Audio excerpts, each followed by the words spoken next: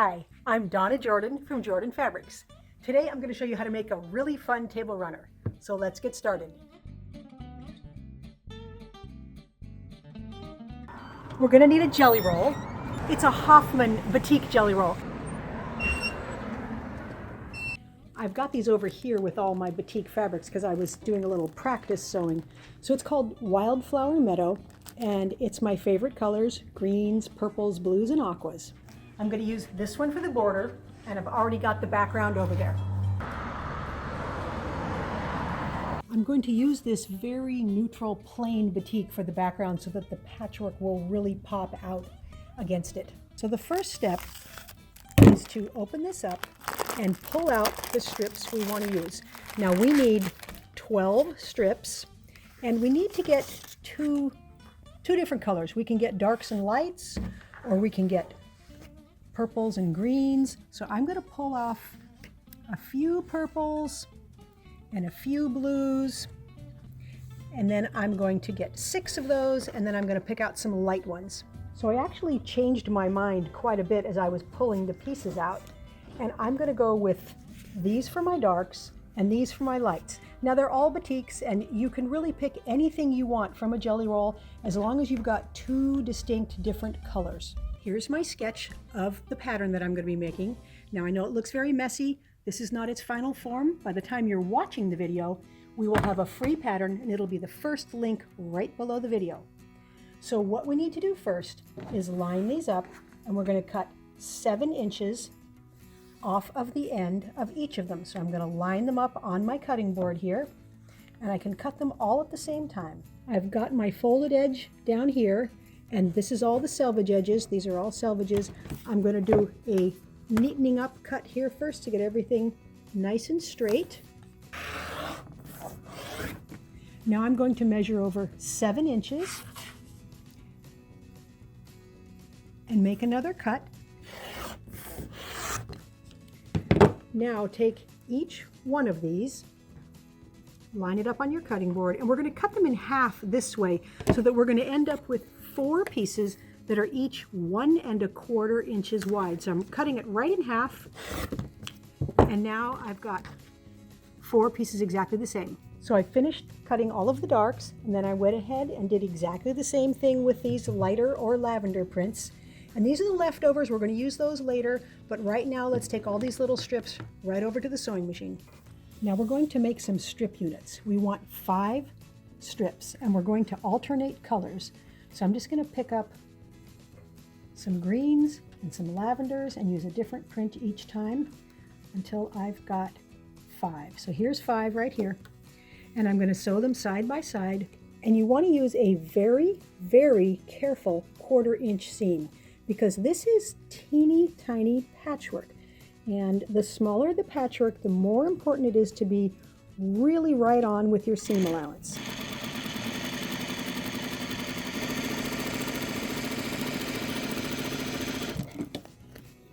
Now I'm going to finger press to the right. I'm going to finger press all of these to the right. So just open it up and draw your finger right down that seam, and then add the next piece.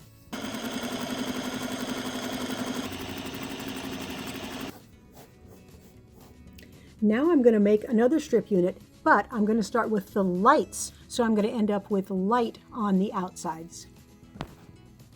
There's the strip unit with the lights on the outside, and I actually need 3 made like that and 3 with the dark on the outside. So I went ahead and stitched all those together, and now we're ready to subcut.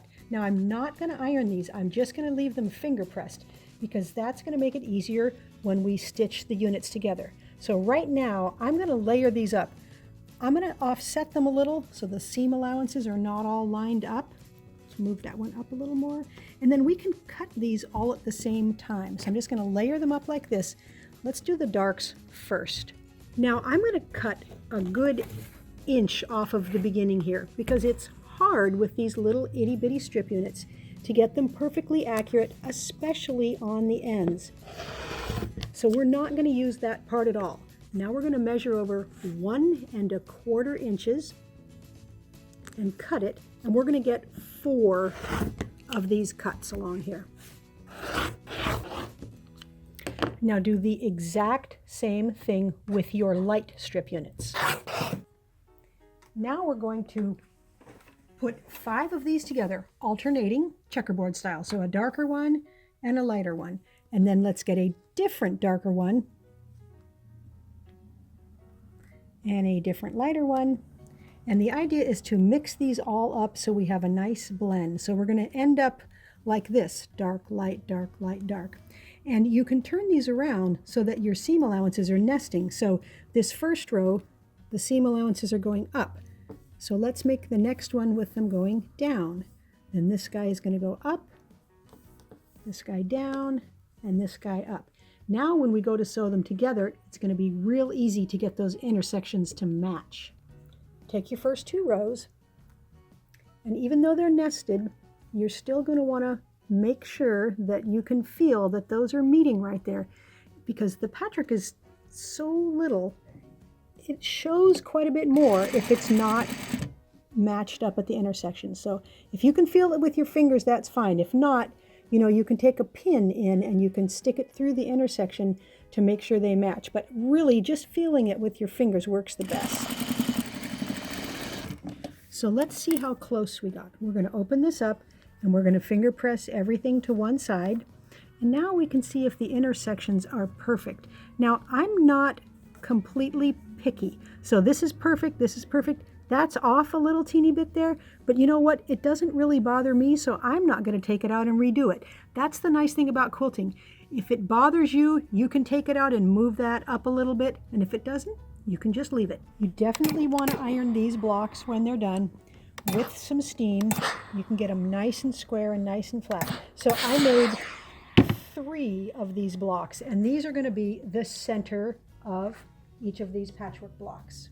Now we need to cut these strips up into the patchwork that's going to go around those little center squares, but I'm going to need to iron this up so I don't have that fold when I do my cutting. That's really hard to cut around.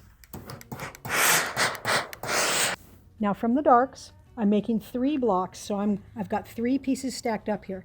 I'm going to need 10 1/4, 12 1/4, 8 1/4, 6 1/4.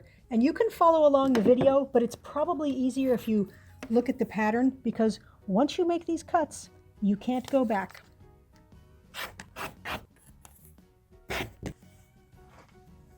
So that's all we need from the dark. Now from the light ones, the numbers are a little bit different, but we're still going to use 3 fabrics. I've got 3 different fabrics here. And from the lights, we are going to need 10 1/4, 8 1/4, 6 1/4, 4 1/4. So I've got my darks, I've got my lights, and I really like to kind of lay the blocks out ahead of time so I can see what's going to go where. So each block is going to get one of these longest pieces. So this is going to be the very outside here. Then we're going to get one of these that's a slightly shorter, and all I'm going to do is use a different print than I used the first time around. So I'm actually going to trade up because I don't want 2 the same there. So let's trade there. Then we need the biggest light print. So I'm not going to be real picky about what's going to go where. I'm just going to lay those down. Then the next light print, it's going to go here, but I don't want them to match. So I'm going to put that one there and this one here and that guy down there. Now we're going to go with the next dark. It's going to be up against this longest one. So let's do those there. And the smallest dark one, that guy there, that guy there. And now we'll finish off with the lights. So that will look good. It's pretty close. That's a little bit different. We'll use that one there. And then we've just got these 3 smallest ones. We'll go there, there, and there. Let me straighten these up just a little bit so I can show you clearly how to sew these together.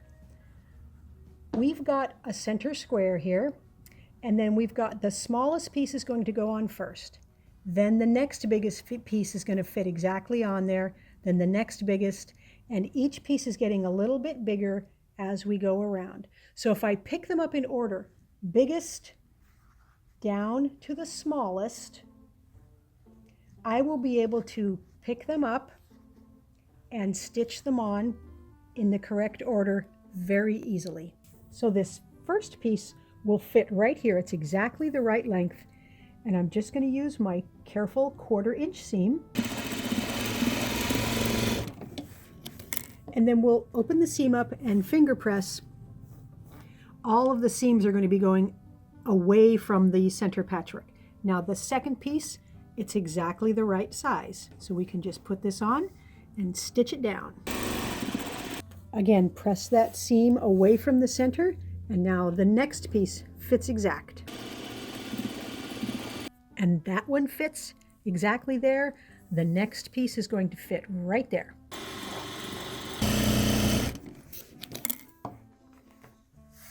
Now the next piece fits here.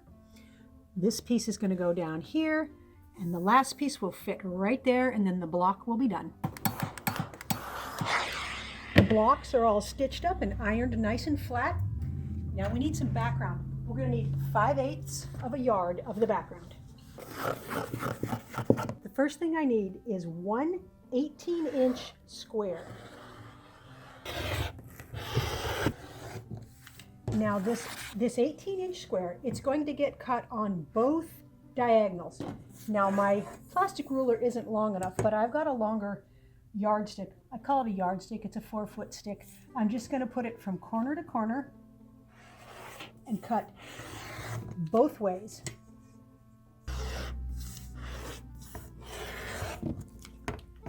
Now we need to cut two 9 1/4 inch squares. Now this block gets cut only on one diagonal. Now we have everything we need to lay out the runner. So we've got the 3 patchwork blocks, and they're going to be on point. And you have some options here.